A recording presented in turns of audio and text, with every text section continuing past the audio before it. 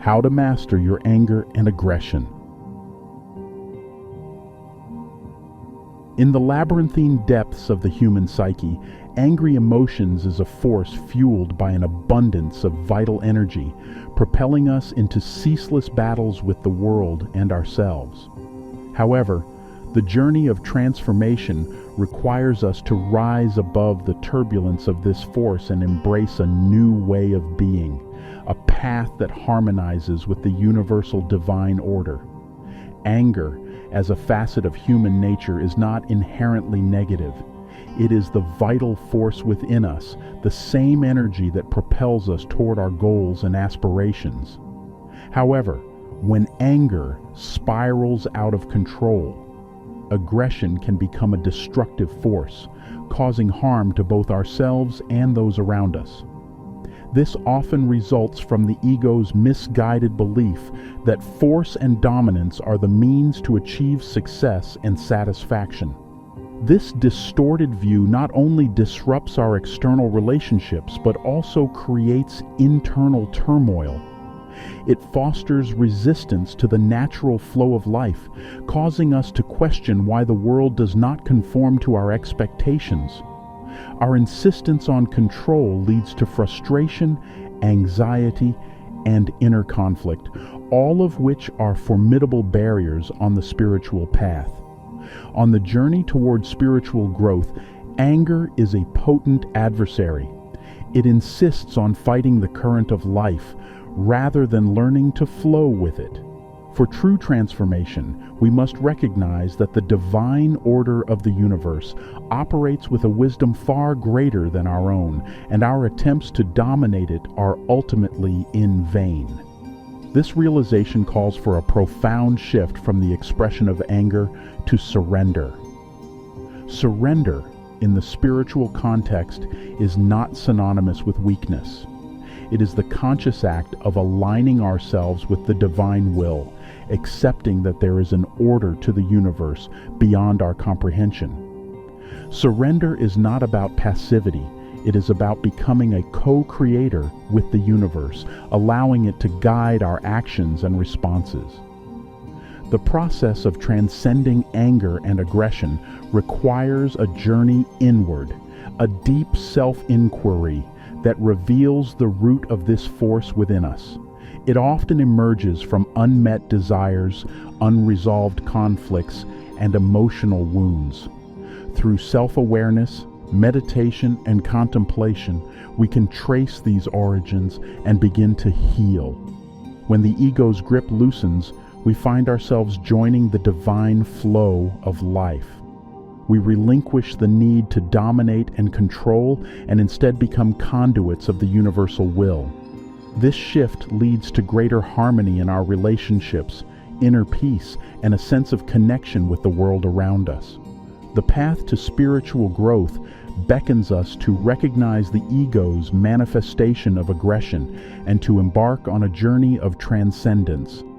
In letting go of the compulsion to control and dominate, we open ourselves to the profound peace that comes from aligning with the divine flow. This transformation is not just about better relationships and a more tranquil existence. It is about realizing the deepest truths of existence and becoming a conduit for universal wisdom.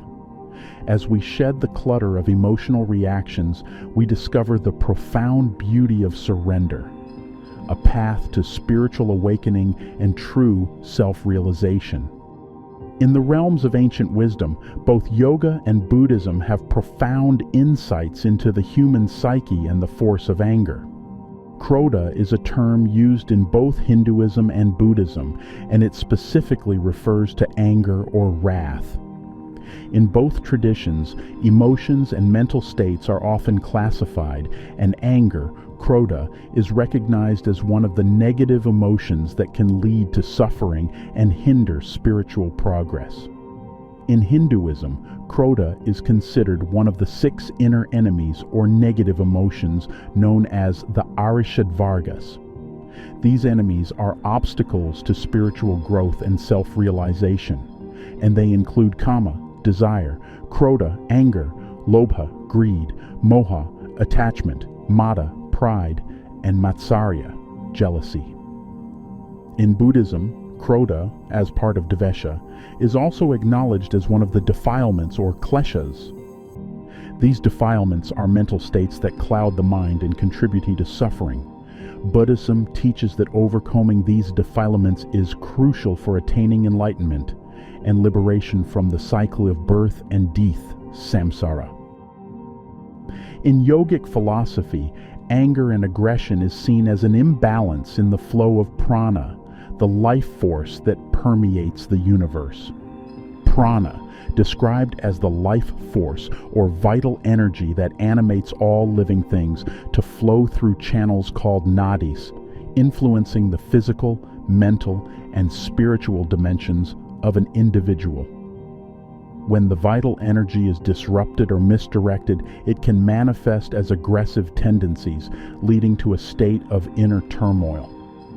This imbalance often stems from an overactivation of the solar plexus chakra, the energy center associated with personal power, will, and, when unbalanced, aggression. Practices like pranayama, breath control, aim to harness and channel prana, bringing balance to the energy within. When applied to aggression, pranayama serves as a powerful tool for regulating the breath and calming the nervous system. Through conscious and rhythmic breathing exercises, individuals can release tension, reduce stress, and create a sense of inner balance. This controlled breath not only pacifies the physiological responses associated with aggression, but also promotes mental clarity and emotional stability. Through focused attention on energy centers, chakras, and breath, individuals gain insight into the subtle movements of prana, fostering a deep understanding of its influence on emotional states. By consciously working with the vital force, individuals can redirect and balance the energy, transforming aggression into a more constructive and harmonious expression of personal power. As the channels of prana flow smoothly, the transformative path unfolds, leading to greater inner peace, spiritual growth, and alignment with the divine flow of life. Physical postures, asanas, in yoga are not only about flexibility and strength, but also about releasing stored tension. Asanas like heart-opening poses and twists help release emotional blockages associated with anger, fostering a sense of openness. Central to yogic teachings is the principle of Ahimsa, or non-violence. This principle of non-violence guides practitioners to cultivate compassion and kindness. By consciously incorporating Ahimsa into thoughts, words, and actions, individuals can transform aggressive tendencies into a more harmonious expression of personal power. Moving from the principles of yoga to the teachings of Buddhism, we find both distinctive and complementary approaches to understanding and overcoming anger, both contributing essential insights to our journey of inner growth. In Buddhism, Kleshas are mental afflictions or defilements that disturb the mind and contribute to suffering. In the Mahayana traditions, there are typically 5 primary kleshas known as the 5 poisons. Their number may differ in different traditions. Ignorance, avidya, lack of understanding or misunderstanding the nature of reality. Attachment, raga, strong desire or craving for sensory pleasures and possessions. Aversion or hatred, dvesha, hostility, anger, or aversion towards things we dislike. Krodha, which specifically means anger, is a manifestation of dvesha, pride, mana. Excessive pride or arrogance based on one's own achievements or qualities. Jealousy, matsarya, envy or resentment towards others' success or possessions. These kleshas are considered obstacles to enlightenment and liberation. Buddhism's foundational teachings, encapsulated in the 4 Noble Truths, provide profound insights into the nature of suffering, dukkha, and offer a transformative roadmap to liberation. The truth of suffering, the truth of the cause of suffering, the truth of the end of suffering, and the truth of the path that leads to the end of suffering form the foundation of the Four Noble Truths, providing a comprehensive guide for overcoming mental afflictions, including anger. The first noble truth acknowledges the universal existence of suffering. The suffering is not limited to physical pain, but extends to the mental and emotional turmoil, including uncontrollable expressions of anger. Whether directed outwardly or turned inward, aggression becomes a source of inner conflict and contributes to the pervasive sense of dissatisfaction and unease. The second noble truth delves into the origins of suffering, pointing to craving, tanha, and clinging, upadana, as the fundamental causes. Craving represents the unquenchable thirst for gratification, possession, and control, while clinging refers to the attachment and holding onto these desires. In the aggressive expression of anger lies an innate power centered around the desire for control. The ego, driven by an illusion of separateness, seeks dominance over situations, people, and outcomes. This insatiable desire for control becomes a breeding ground for aggression as the individual strives to impose their will on the external world. Aggression, in this context, is a manifestation of the craving for a sense of power and superiority.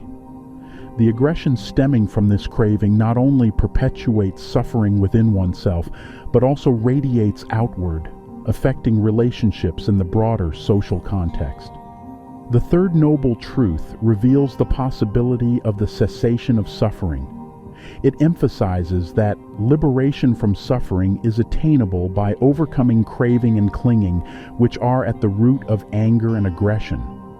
By understanding and addressing these fundamental causes, individuals can pave the way for genuine inner peace and contentment.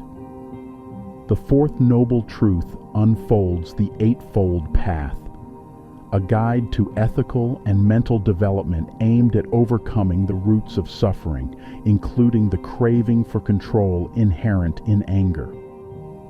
Within this path, right intention and right mindfulness play pivotal roles in addressing aggression. Thus, by recognizing the craving for control inherent in anger, individuals can work towards liberation from suffering. Buddhism places significant emphasis on mindfulness meditation, sati. By mindfully observing thoughts and emotions, individuals can develop awareness of the arising anger and cultivate a non-reactive stance towards it. Meditation techniques, samadhi, such as concentration, samatha, and insight, vipassana, meditation, aim to calm the mind and develop insight into the nature of reality. By observing the impermanence and interdependence of phenomena, practitioners can loosen the grip of kleshas. The practice of ethical conduct, sila, as outlined in the Eightfold Path, involves cultivating right speech, right action, and right livelihood. Ethical living helps prevent the intensification of negative mental states, including kleshas. Cultivating compassion, karuna, and loving kindness, metta, towards oneself and others counteracts the negative emotions associated with kleshas. Compassion practices help break the cycle of attachment and aversion.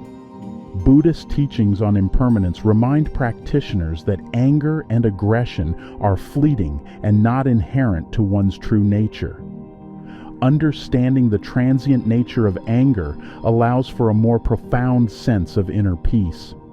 The breath-focused practices of yoga or the mindfulness and compassion teachings of Buddhism offers a holistic toolkit for self-inquiry and transformation. By acknowledging anger and understanding its nature, embracing self-awareness, and nurturing compassion, individuals embark on a profound journey of inner transformation. An odyssey guided by the wisdom of ancient traditions toward true self-realization and spiritual awakening.